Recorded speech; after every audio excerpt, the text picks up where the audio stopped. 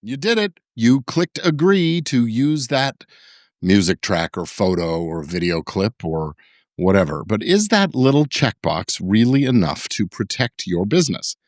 Because the truth is, plenty of creators have clicked accept on a license and still ended up with copyright strikes or takedown notices, cease and desist letters, and even lawsuits. Let's talk about the hidden risks behind click-through licensing and what you can do to make sure your content stays safe and legal.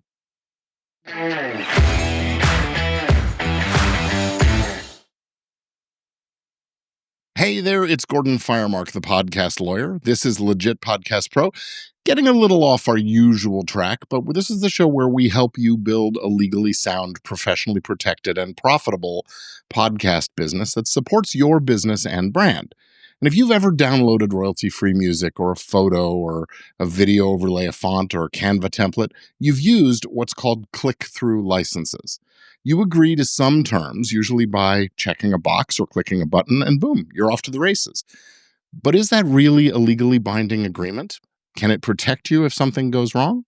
And more importantly, can you prove that you had the right to use that thing in the first place, that you clicked through? Well, let's break it all down. What is this thing we call a click-through license?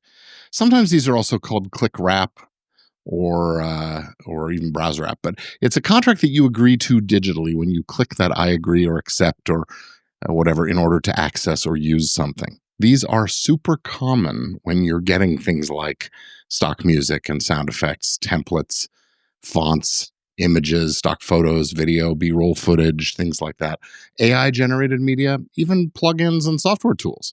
Usually, those license terms are tucked away either in a pop-up or a sidebar or a long scrollable document that's linked from the download page. But just because it's quick and easy doesn't mean it's ironclad. Are these things really, really legally binding? Well, here's where it can get a little bit tricky. Click-through agreements can be enforceable, but only if certain criteria are met. Courts usually look for three particular things. First, clarity. Were the terms clearly presented? Consent. Did the user actively agree? That clicking a button or checkbox usually does qualify for that. And record keeping. Is there a record showing exactly what was agreed to and when, and what the terms were at that time? If those are in place, courts will usually treat it as a binding license agreement. But if the license is buried in fine print, or your agreement to the terms was vague, or worse, there's no record of those terms you agreed to, it might not hold up. And that cuts both ways. So, for example, if you download a photo from a site that says, by using the site, you agree to our terms, but you never actually saw the actual terms, that might not be enforceable. That's what we call browser wrap, and it's weaker, much weaker than click wrap, where you actively had to click something to agree. So let's talk about what can go wrong, some of the risks here. Even if you did everything right on your end, if the site you were using didn't really have the legal authority to license that content, this actually happens more than you think. Let me give you a real world example. A YouTube creator downloaded a royalty-free music track from a free stock site. That license said free for commercial use. 6 months later, they get a copyright strike. The monetization is suspended. Turns out the person who actually uploaded that to that site didn't actually own the rights. The original composer filed the complaint, and they had a valid claim. The creator thought they were safe. They did everything they thought they were supposed to do. They had a screenshot, they had the download receipt. But none of that mattered because the site never had the right to license it in the first place. Now, this is where an indemnity clause might come into play, where you would essentially be able to go after the site to to make you whole if you had to pay out a settlement or something. And the same kind of thing goes with sites that host images or videos, fonts, AI assets that are based on copyrighted material. This is big in the AI area. If what you download looks too similar to a copyright protected work, doesn't matter that you got it from an AI. The AI didn't have permission, right? So if the source doesn't have the rights, then you don't either, even if you clicked that I agree button. So you can't assume that these things are entirely safe. There are a few dangerous assumptions you really need to watch out for. First off, assuming that free means safe. It doesn't. Royalty-free just means you don't pay recurring fees. It doesn't guarantee anything about the ownership, usually. You got to read those terms of service. Assuming that the site owns the rights is another mistake. Lots of platforms allow for user uploaded content. Just because it's listed on the site doesn't mean it's legit. And the site won't be responsible because they have protection under the Digital Millennium Copyright Act and the Communications Decency Act, Section 230, things like that. But you, as the person who used that material, won't have those same protections. So, assuming the license covers everything is another big fatal flaw. Some licenses exclude things like commercial use or redistribution or modifications, or have conditions on how you can do those things and what you have to include if you do, like the Creative Commons share and share alike requirement, or the attribution requirement. And here's a big one: assuming a license that you got once still applies later. These platforms update their terms of use all the time. If you didn't save a copy of what you agreed to, you might not be able to prove what the terms were when you agreed to them. I actually just recently went through this on some stock images that are on my website. I got a notification from a rights management company overseas asking me to prove that I had the licenses. And when I went to look, I did not find the license for the image in question in my files. Now, I can still find it and get it, I think, but it's important to do good record keeping. So you have to ask yourself, when you click agree, are you really clear on what you're agreeing to? Can you prove it later? Get a screenshot, download the license agreement, something. So the best practices for creators when using licensed assets, especially the kind that come under these click wrap things, is to do this. Here's a checklist. First, use reputable sources, stick to well-known platforms known for vetting their content and issuing solid licenses. Sites like Artlist, Storyblocks, Epidemic Sound, Adobe Stock, Canva Pro, Getty Images, those kinds.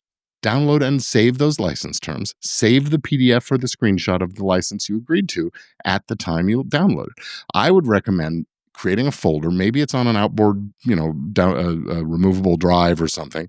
And for each image or item asset that you download, get the PDF of the license agreement and keep them together in the same subfolder. Keep the metadata.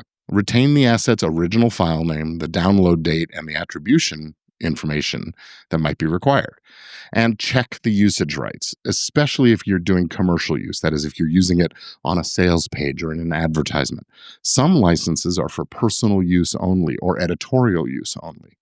And be cautious with materials submitted by users. Unless the platform guarantees that they've cleared all the rights, you should assume that there's some risk here. Don't assume that AI generated means copyright free. It really depends on the source of the training data and whether that use qualifies as transformative.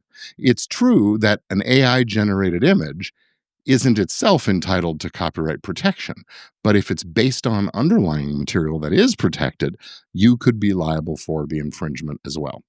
Here's a bonus tip. Organize your licenses. Set up that folder in your project archive with the license documents, receipts, screenshots, and so on. And if you're ever challenged, that archive could save your bacon. So, what do you do if you get a takedown notice or worse?